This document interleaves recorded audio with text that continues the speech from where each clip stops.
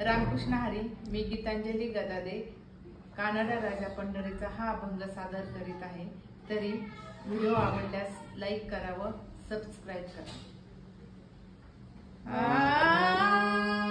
Kannada Raja Pandhari